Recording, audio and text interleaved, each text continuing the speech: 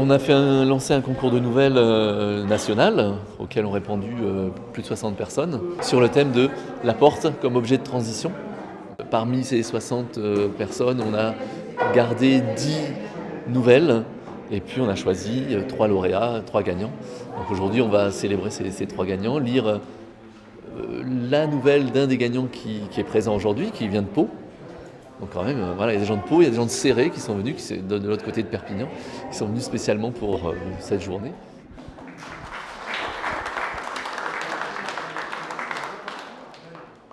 Les portes servent à passer d'une pièce à une autre.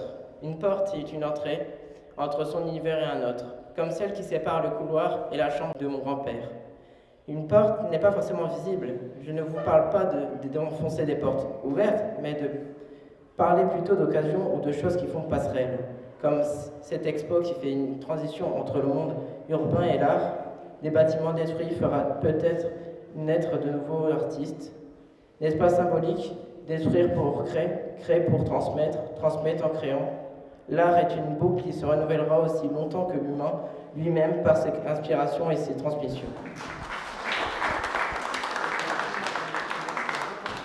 Elle s'échappe par la pensée en attendant son RER. Dans sa tête, des images de son pays natal. Elle est jeune et pourtant tellement lasse.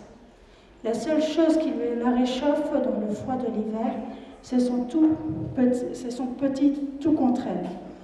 Elle aimerait tellement lui ouvrir les portes de ses origines, du soleil, des fleurs, des odeurs, des plats créoles que sa maman lui préparait. Ma tête résonne, mais mes yeux brillent. Je sens ces douces fleurs violettes et je veux y goûter. Mon cerveau fume d'idées joviales, joyeuses et bienveillantes. Je suis inspirée pour vous transmettre mon savoir. Mon regard voit et imagine des mondes de rêve et je me sens comme lors de mon premier voyage en Espagne.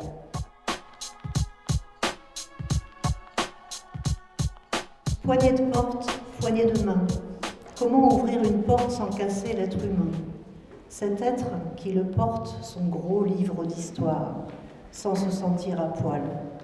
Quelques poignées d'amour? Le cœur a ses serrures qui demandent du tact. Rien ne s'ouvre à la hache.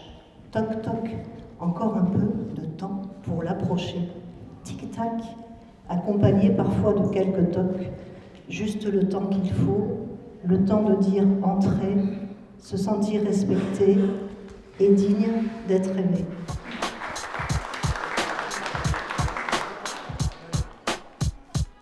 J'aime bien ce style de peinture. Il me fait penser à Joe la banane dans Le monde incroyable de Gumball.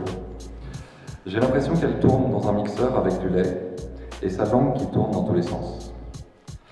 Mais en tout cas, cette banane adore sa courte vie, on le voit. Personne ne sait pourquoi. Peut-être pense-t-elle que sans une petite banane, un milkshake n'en est pas vraiment un? Ou tout simplement, fait-elle son meilleur tour de manège? Je ne sais pas. Mais cette banane a l'air vraiment heureuse.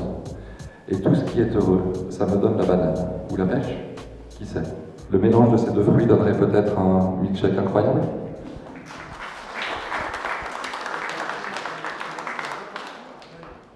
Pareil qu'il y a des artistes qui se pointent à soleil levant.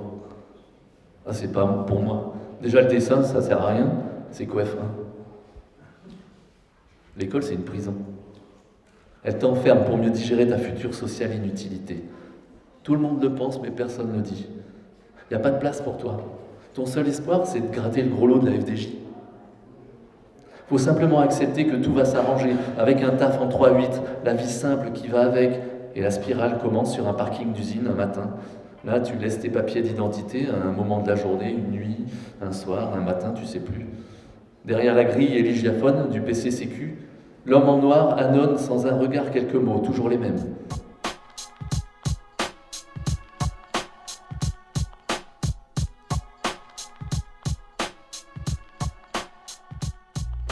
Je sens des cuisines s'échapper les odeurs.